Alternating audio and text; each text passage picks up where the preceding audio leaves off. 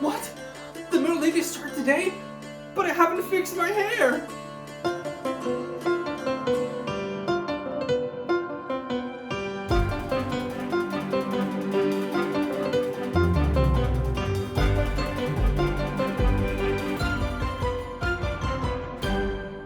Hello, I'm Ernesto Delgado. Welcome back to my channel. For this week, I bring to you a very complicated topic. How and why we divide history. This topic is so tricky because there isn't one way to divide history. Also, even though we use specific events as the limits for the eras, the actual succession of events doesn't work like that. Like the lines on a map, which really aren't there, these events are simply indicators. History is slow and progressive, and even revolutions take time. Still, we divide history because it's easier for us historians to study it that way, and at the same time, it's easier to teach it in school when we divide it into chapters that have similar length and rhythm. It's like when you do a group project at school. You do this part, you do this part, I do this part, and then we bring everything together. And the end result is a perfect and cohesive presentation, right? That never happened. History in university works kind of like that. You have professionals and experts in each era and in each topic teaching you everything that they know, and then you have to put everything together and hope that it makes sense. Since things get really complicated the further back we go into history, let's begin with the most current era and go backwards. But before we do that, please remember to like and share the video to support the channel, and also don't forget to subscribe and hit the bell icon to receive a notification every time I upload a new video. With that being said, the first thing we have to see is how we categorize history. We have prehistory, the ancient era, the Middle Ages, the early modern times, and the late modern times where we currently are. The late modern times hasn't ended yet, the world keeps on spinning, and the traditional date for its beginning in 1789 with the start of the French Revolution. Of course, in France, this event marked a before and after, and the same could be said for some countries, but certainly not for all. For example, in England, which is right next to France, society barely changed. Furthermore, a few years after the revolution, France went back to have a king on the throne. It is true that there were some big changes in society between the 18th century and the 19th century, but that has less to do with the French Revolution and more with the Industrial Revolution. The thing is that the Industrial Revolution isn't one event, but rather the inventions of new machines that happened across several centuries. So we take 1789 as a year when something significant happened, even though each event can be considered significant in its own way. So this would mark the end of the early modern times. Its start date is usually set in 1453, with the fall of Constantinople by the Ottoman Turks, which changed the face and the minds of Europe. But the city of Constantinople at this time was more of a symbol, the last remaining point of what once was the Roman Empire.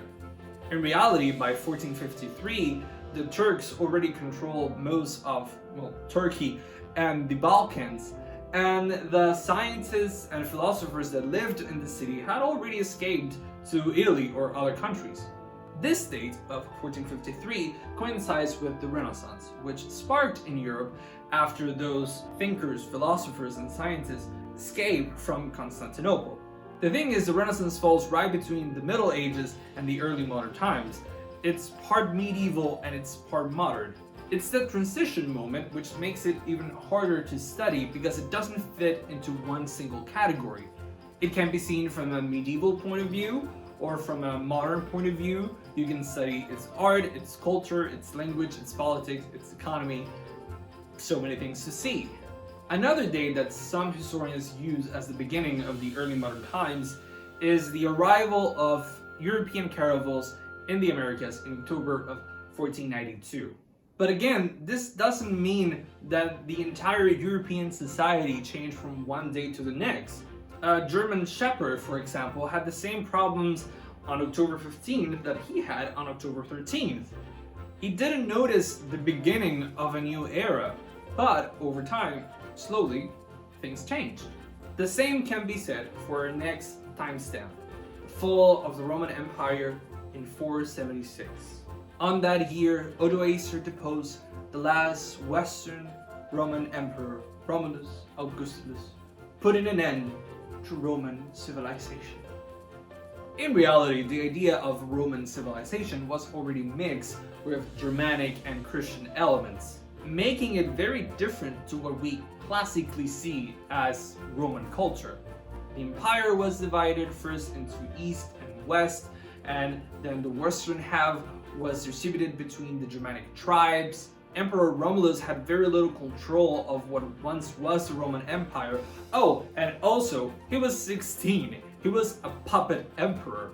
The economy had been in ruins for years, the religion was different, the army had nothing to do with what we saw on the other video. And what I think is the cherry on top, the Roman Empire technically continued existing with the Eastern Roman Empire. Roman civilization lived on for 1,000 years, although it was mixed with Greek and Christian elements. While the fall of the Roman Empire in 476 is seen as a symbol, and Renaissance historians saw a parallel between this and what was happening in Constantinople in 1453. And it's the Renaissance thinkers who we have to blame for the first division of history. They said, there's the ancient era, with the Romans, the Greeks, and all that culture. There's us, in our modern times, with all our knowledge. And then there's something in the middle between them and us. The Middle Ages. Back then, they didn't have all the information, so their perception of history is not really accurate. That's why the Middle Ages has such a bad reputation, which is something we are definitely going to see on a future video. For now, let's continue because we have one more era to discuss. Prehistory. Prehistory is defined as that moment in time for which we don't have any written sources. Thus, we rely on archaeological evidence and all the information scientists can get from that evidence, because writing makes a whole difference.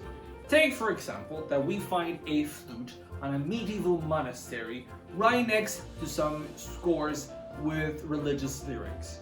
We can add 2 plus 2 together and say that the flute was used for religious music. When it comes to prehistory, archaeologists have found flutes from the caveman days, but we don't really know its purpose. Was it religious? Was it entertaining? Was it out of boredom? Was it for communication? We don't know! So for that reason, prehistory has its own methods, and it's a little bit separated from the rest of history. Now, of course, we can find instances of not knowing what really happened beyond prehistory, even if we have written sources. This whole business raises another question. When was writing invented? Well, the short answer is we don't know. The long answer is that it varies from territory and culture, but still we don't know the exact year. Some of the earliest examples are cuneiform writing from Mesopotamia, which date back to the 4th millennium, around 3200-3400 BC. The limit between these two eras, prehistory and the ancient times, it's blurry. For the ancient era, you can be studying Mesopotamia or ancient Egypt on the year 4000 BC. Meanwhile, for prehistory, you can be studying European settlements from around 1000 BC. So you can see that they cross each other's lines. Not to mention that for the American continent, the whole system is completely different. It's like when you're watching a TV show on Netflix, and right when things are getting interesting and excited, the episode ends. Or worse, the season ends. Now, this doesn't mean that the plot ended or that the scene is over. It's just a device used to help us understand the sequence of events. The French Revolution might be a season finale, But we shouldn't see it as the gate that divides two different ideas, but rather as the thing that is connecting these two eras, these two seasons. And perhaps season 3 and 4 have a similar vibe, even though they're separated into two seasons. That's the way history works. We have those seasons, those eras, to help us organize the plot, to help us organize the sequence of events, and to allow us, historians, teach all of these things to future generations, or people currently on YouTube. We categorize history to help us understand it, but we shouldn't allow these categories define our understanding of history. Thank you so much for watching this video. I've been Ernesto Rodgar. See you next time. Bye bye. Ciao ciao.